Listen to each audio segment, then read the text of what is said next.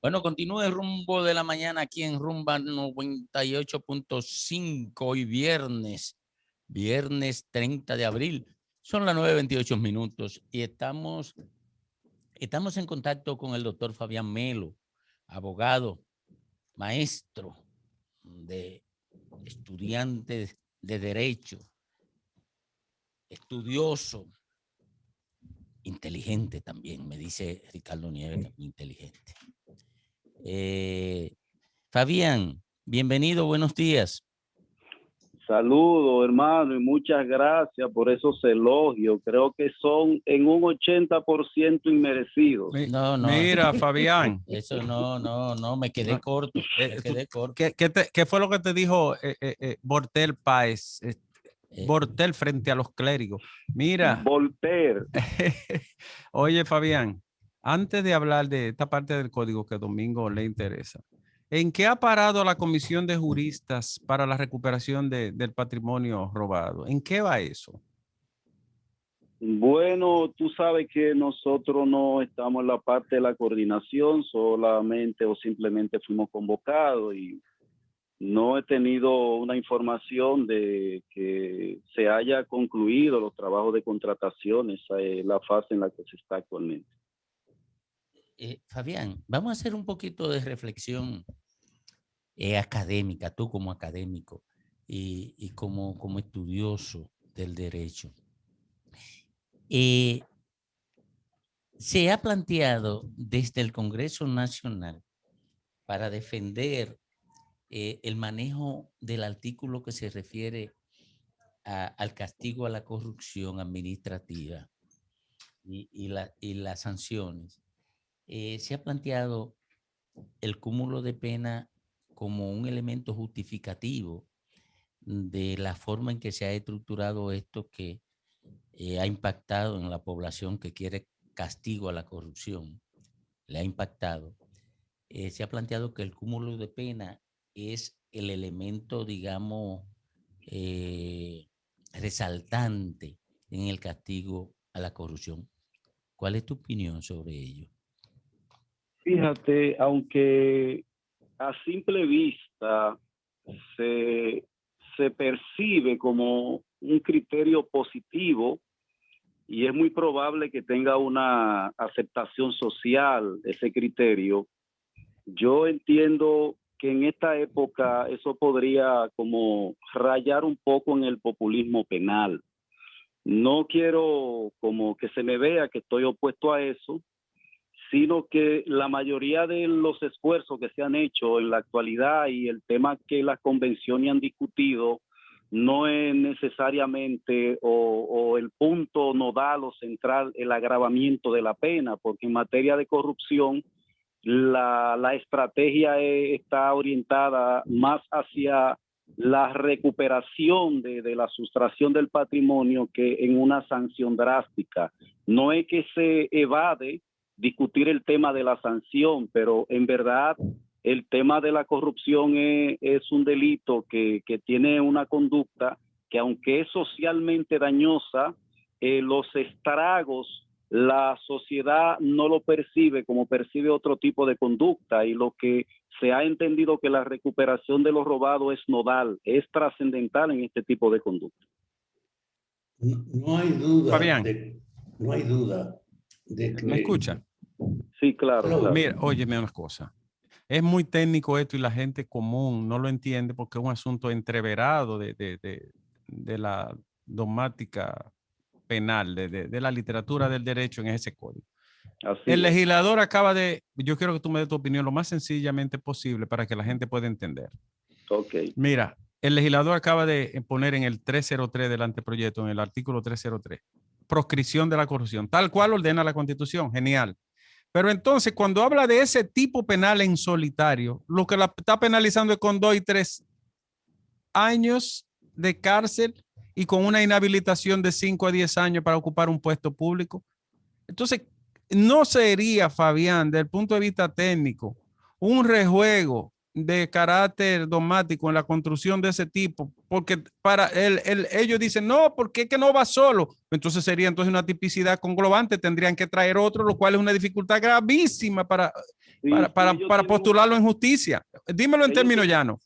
Si ellos tienen un problema serio y yo lo podría calificar en un enunciado simple, o sea, desde mi punto de vista, una torpeza de legislación. O sea, es como el legislador asimilar o interpretar un proyecto en la Constitución, darle un criterio individual como si fuese una conducta autónoma y perder de vista que se trata de una figura sistémica. La corrupción, en términos llanos, no se trata de una conducta, de un acto que un sujeto comete de manera aislada. Si nosotros revisamos las convenciones que se han hecho, bueno, la primera ley que tuvo expansividad internacional fue la ley de Corruption Act. O sea, se le dedicó una ley especial a la corrupción. Pero después de eso hemos tenido 5 convenciones y todas describen un conjunto de conductas típicas que todas se subsumen en la figura de la corrupción. Por ejemplo, la Convención Europea va de la A a la H y la Convención Interamericana va de la A a la E. Son conductas, es un concurso de conducta. No se trata de que la corrupción es una conducta aislada. El legislador, con esa torpeza que ha cometido, entonces le ha como limitado a un trabajo futuro que pueda desarrollar una ley especial sobre la corrupción, diciéndole, mira, la corrupción tiene que limitarse a esto. Y sencillamente lo que la sociedad está viendo es que eso se hizo con un criterio muy particular, muy específico, quizá con la intención de poder afectar cualquier trabajo futuro que se pueda desarrollar sobre este tema. Mira, el alcance de la lucha contra la corrupción, solo hay que pensar que en este país la gente tiene la idea de que la política es para aprovecharla y que el que no la aprovecha es un pendejo. No solo con la formalidad de la descripción, estamos con una cultura que ha legitimado la práctica de la corrupción. En ese orden, cualquier precisión va a ser limitativa, porque hay que cambiar la conciencia de la población acerca de que el agente público es para servir, no para aprovechar, que hay que romper con esa visión de adelante. Y eso no solo se hace con las sanciones, tiene que ser con la demostración del ejemplo y con una ofensiva hasta educativa.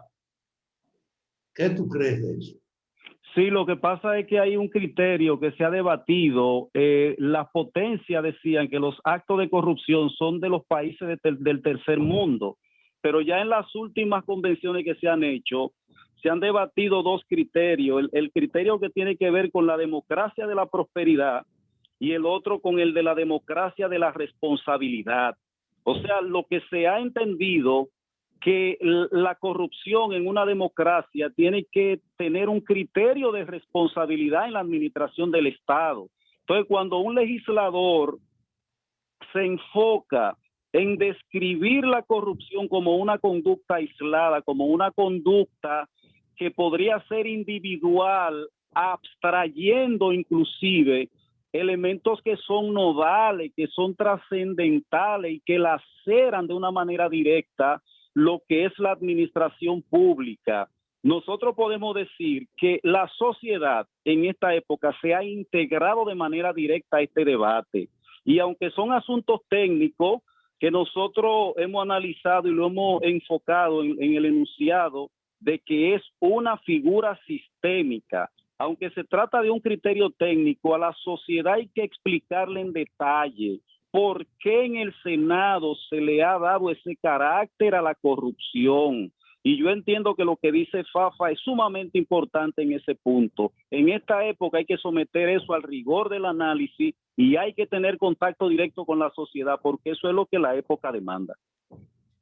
¿A qué tú atribuyes, Fabián, que la gente haya reaccionado con tal nivel de iracundia cuando se da cuenta del esquema planteado por el legislador en el código? Porque la sociedad se ha integrado al tema del debate político.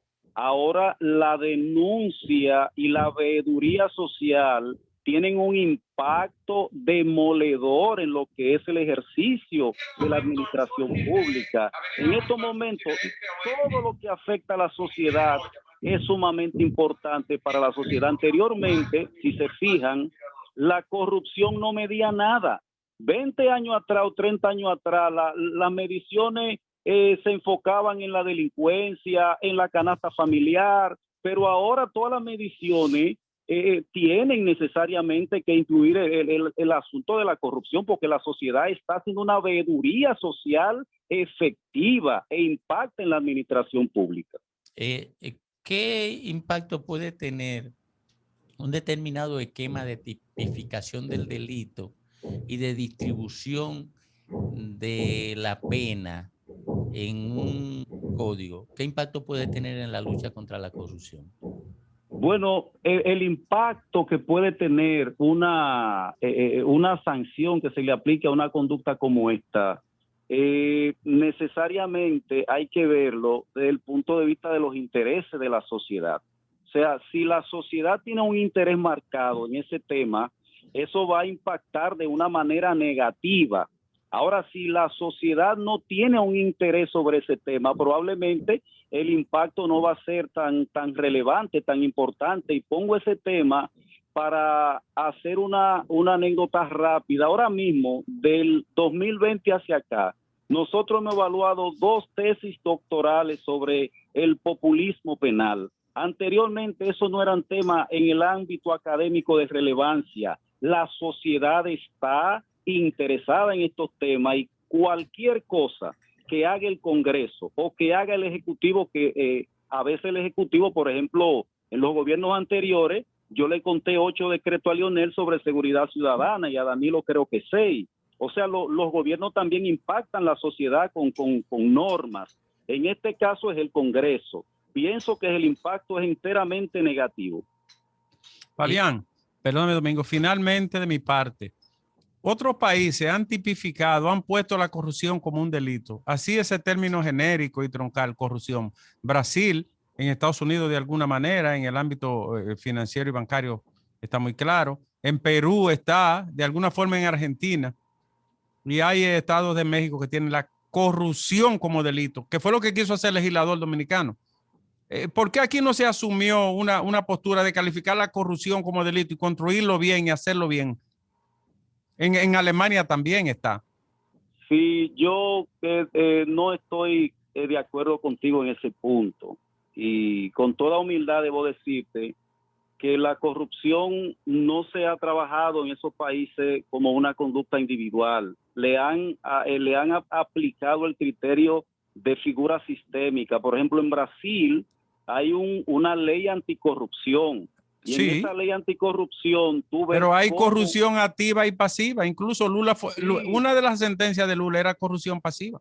Claro, pero cuando tú te vas, por ejemplo, a la corrupción pasiva y a la corrupción activa, por ejemplo, el que soborna a una persona está cometiendo una corrupción activa y es un acto de corrupción. O sea, lo que quiero significar es que aunque la sombrilla y el enunciado de esos proyectos, sea por ejemplo proyecto anticorrupción o la Corruption Act de Estados Unidos, eso no quiere decir que el criterio, la hipótesis que se va a desprender de ese enunciado es tratar la corrupción como una conducta aislada, individual, autónoma. No es así. O sea, tengo un criterio diferente al tuyo en ese sentido. La corrupción es una figura sistémica y las convenciones europeas y la Convención Interamericana describen conductas múltiples de esas figuras. No se puede describir. El proyecto constitucional habla de la proscripción de la corrupción.